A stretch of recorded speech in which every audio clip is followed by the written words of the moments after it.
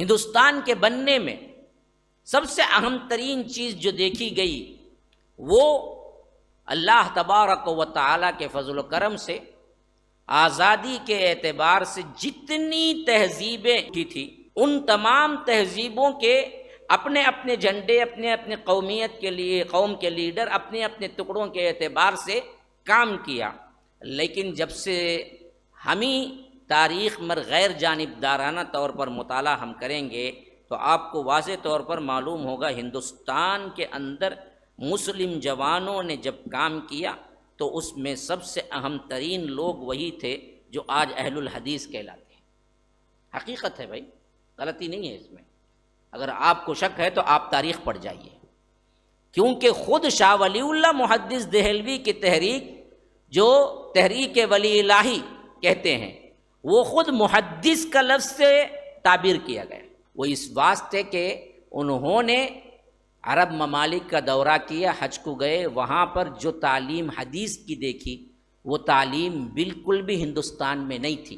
اس نوعیت سے پڑھانے والے، سکھانے والے، شروع کرنے والے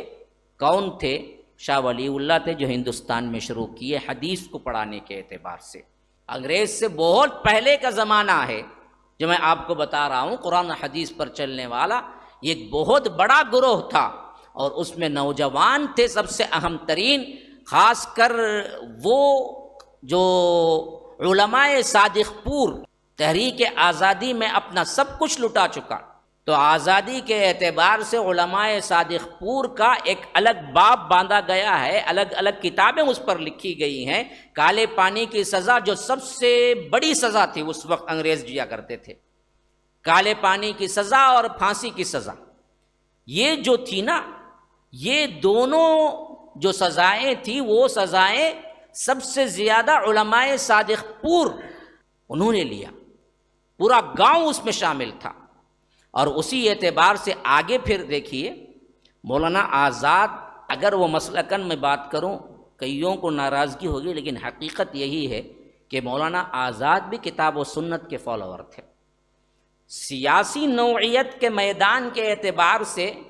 وہ دراصل اپنے مسلک کے لیے زیادہ بات نہیں کرتے تھے، یا یوں سمجھیے کہ اہل الحدیث کا لفظ استعمال نہیں کرتے تھے، لیکن ان کا مائنڈ سیٹ اپ آپ پڑھ جائیے ان کی کتابوں کے اندر وہی تھا، ورنہ تو ان کے باپ کا تو پیری مریدی کا چکر تھا، وہ خود لکھتے ہیں تذکرے کے اندر۔ اور سیاست میں آنے کی وجہ سے پھر مذہبی طور پر جو رنگ غالب ہونا تھا وہ نہیں ہوا، ورنہ تو دیکھا جائے تو اصل چیز تو یہی تھی